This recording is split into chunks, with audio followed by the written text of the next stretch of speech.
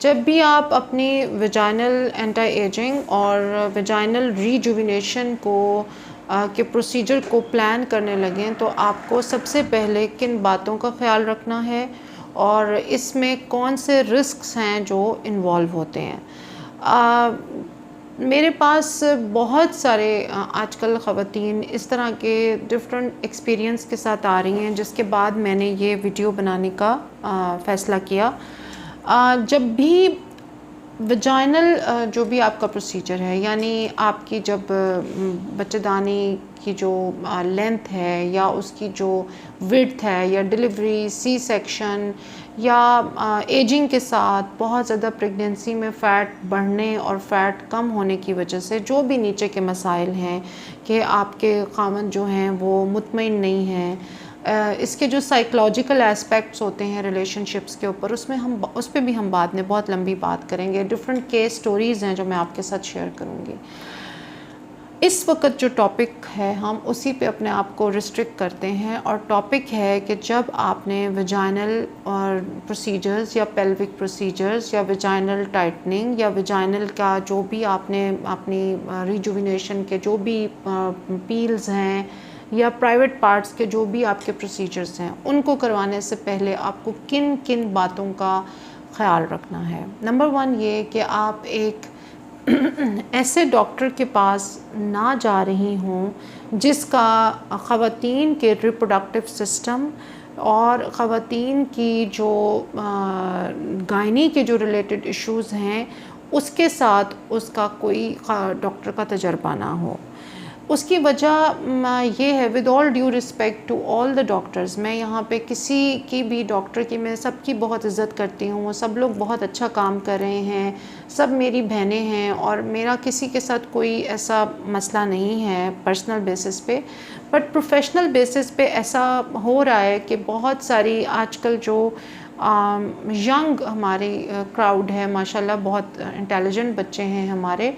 लेकिन कुछ चीज़ें ऐसी हैं जिनको मैंने नोट किया है, कुछ केसेस ख़राब होके आए हैं मेरे पास, तो उसमें मुझे फिर ये ज़रूरत महसूस हुई कि ये बात आम जो हमारी बहन घर में बैठी हैं, आम जो औरत घर में बैठी है, जिसकी इतनी एजुकेशन भी नहीं है और जिसका इतना तजर्बा भी नहीं है, और वो अपने ख़ावंद के साथ मतलब अपने ख़ावंद को खुश करना चाहती है, अपने हस्बैंड, उसका हस्बैंड उसकी पूरी कायनात है और वो बहुत परेशान है, और वो थोड़े से पैसे उसके पास होते हैं जो उसने बड़ी मुश्किल से इकट्ठे किए होते हैं, और जब वो मेरे पास आती हैं तो मैं बहुत डर जाती हूँ कि ये मेरे पे बहुत बड़ी ज़िम्मेदारी अल्लाह ताला की तरफ से है, क्योंकि वो अपना रिलेशनशिप बचाना चाह रही होती हैं अपने हस्बैंड के साथ। जो भी उनके हस्बैंड की शिकायत होती है बच्चों के बाद, या उन्हें महसूस हो रहा होता है कि ये चीज़ें मुझे ठीक करनी चाहिए अपनी बॉडी में, और चूँकि यूजली माशाल्लाह सारी ख़वातीन होम मेकर्स हैं 90% 80% तक, तो उस सूरत हाल में इतनी फाइनेंशियल एम्पावरमेंट नहीं होती और एजुकेशन भी, एक्सपोजर भी इतना नहीं है। तो मुझे बहुत तकलीफ़ होती है कि जब सब लोगों ने, देखिए मशीन्स तो बाज़ार में, मिसाइल भी मिल जाता है पाकिस्तान में, हमारे मुल्क के अंदर आपको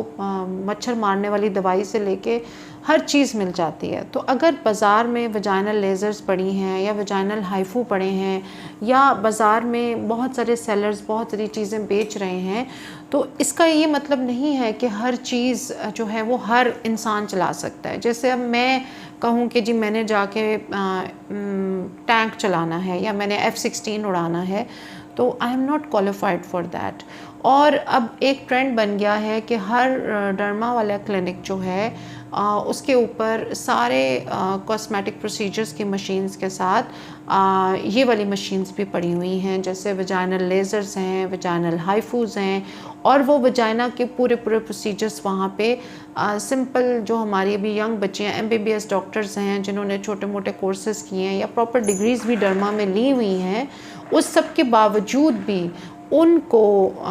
मैं रिटन में लिख के दे सकती हूँ कि डर्मा वाले किसी भी डॉक्टर को इस बात की ओरिएंटेशन नहीं होती है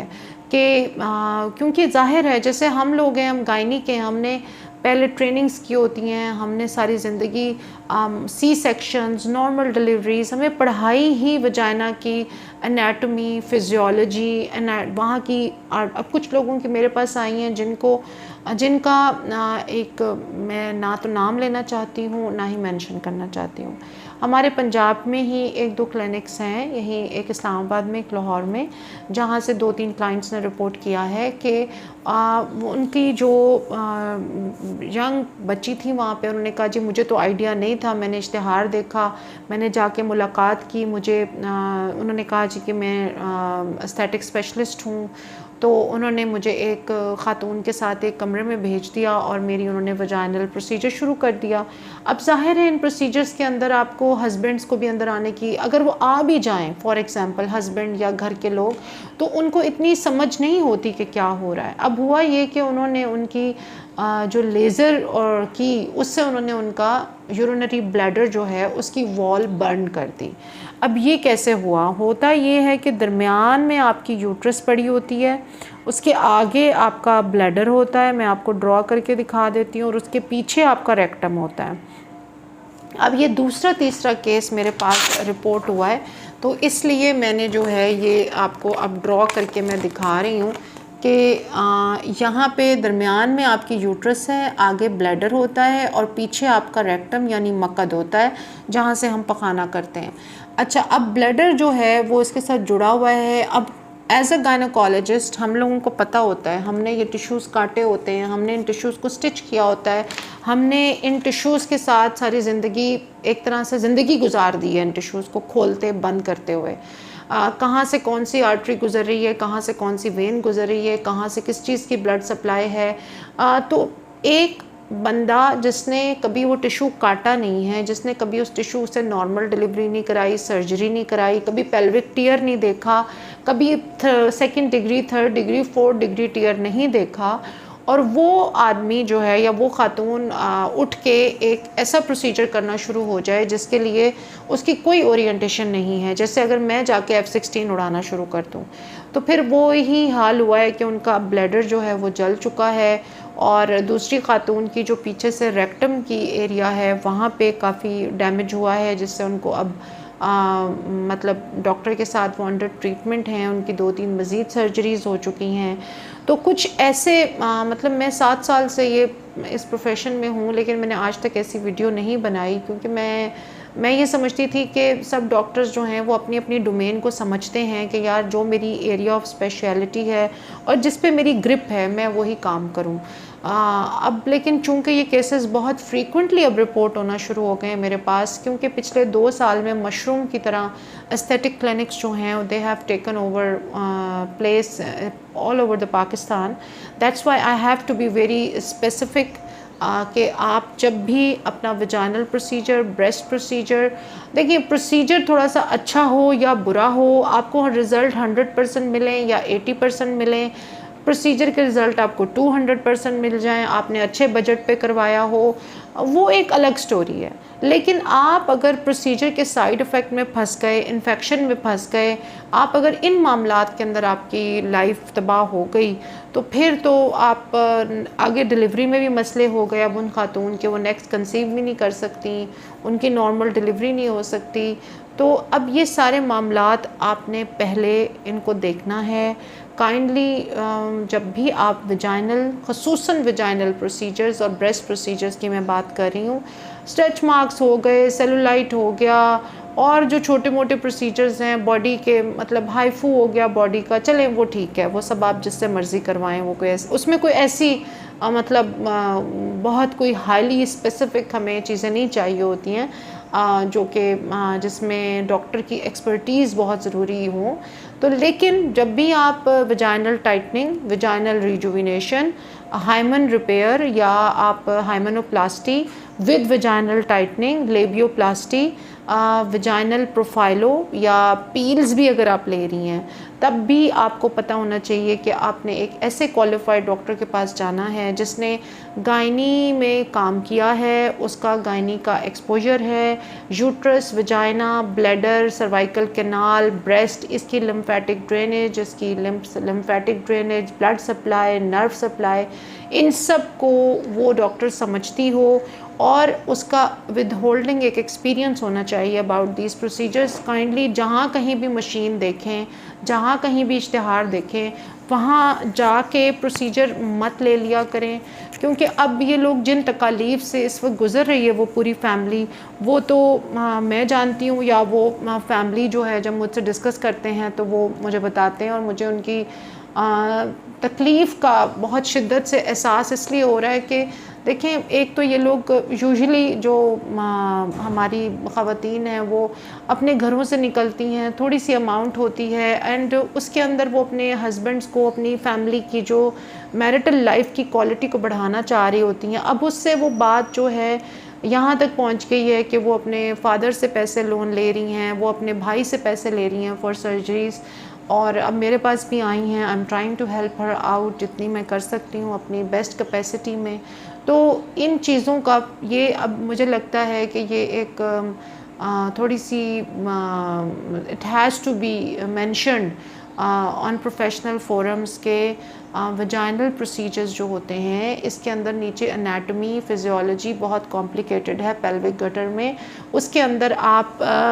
अपना ये जो प्रोसीजर है ये एक क्वालिफाइड गायनेकोलॉजिस्ट से लें जिसका एक्सपीरियंस हो, और try to restrict yourself and try to see the doctor first, और उसके रिव्यूज़ और जो भी उन्होंने काम किया है, इश्तिहार देख के फ़ौरन जाके प्लीज़ मत बैठ जाया करें, और इससे आपको नुकसान भी हो सकता है। और एक दो लोगों से मशवरा ज़रूर कर लें, डॉक्टर से, घर में किसी से मशवरा कर लें, किसी को साथ लेके जाएं, and that is going to give you a better result. तो ये रिस्क फैक्टर्स हैं पाकिस्तान में, ये प्रोसीजर्स हैं। हाँ, बाहर के भी बहुत केसेस ख़राब हुए हुए मेरे पास आए हैं, न्यूजीलैंड के बहुत केसेस ख़राब होकर मेरे पास आए हुए हैं। सो आप पाकिस्तान में हम कहते हैं हर चीज़ बुरी है, लेकिन ऐसी बात नहीं है। बाहर के मुल्कों में सारे प्रोटोकॉल्स पूरे होते हैं, हर चीज़ का SOP होता है, मैं मानती हूँ, लेकिन उन लोगों का टिश्यू एक्सपोजर नहीं है। ये मैंने देखा है कि बहुत लाइपो के ख़राब हुए हुए cases, vaginal procedure, breast procedure. हमारे यहाँ ये है कि जो हमने पब्लिक सेक्टर में हॉस्पिटल्स में जो हम ट्रेनिंग करते हैं, वो गंगाराम हो गया, बड़े बड़े जो हमारे ये हॉस्पिटल्स हैं, उनमें हमारा हाथ टिश्यूज़ के ऊपर इतना हम काम करते हैं, इतना ओपनली हमारे डॉक्टर्स काम करते हैं कि मुझे ये लगता है कि that is there real asset. Because जब तक आप काम नहीं करते तो थ्योरी पढ़ लेने से आपको रियल एक्सपीरियंस नहीं मिलता है। टिश्यू ब्लीड कैसे करता है, टिश्यू का रिस्पॉन्स क्या होता है, टिश्यू को खोलना और बंद करना, ये एक अदर डॉक्टरी की एक और मैच्योरिटी होती है, जो यूजुअली मैंने देखा है कि बाहर बहुत मुश्किल से पेशेंट तक डॉक्टर पहुंच पाता है ड्यूरिंग द ट्रेनिंग। वहाँ थ्योरी और पे बहुत ज़्यादा फोकस है, विच आई टोटली एडमिट, लेकिन ये जो प्रोसीजर्स हैं इनको करवाने से पहले मैं फिर टॉपिक पे वापस आती हूँ। बाकी हम बातें अगली वीडियोस में डिस्कस करते रहेंगे। मुझे इशारा किया गया कि I have to come back to my topic, so you have to understand that don't take any vaginal procedures और ब्रेस्ट प्रोसीजर्स और वजाइनल टाइटनिंग और हाइमन एंड व्हाटएवर। आपने ये सारे प्रोसीजर्स एक क्वालिफाइड गायनेकोलॉजिस्ट के अंडर सुपरविजन कराने हैं, और इससे आपको बहुत लॉन्ग टर्म जो हैं वो कल को नुकसानात उठाने पड़ सकते हैं। तो that was my video for today. अब नेक्स्ट हम साइकोलॉजिकल चीज़ों पे बात करेंगे कि आई एम सॉरी कि ये कैसे अफेक्ट करती हैं।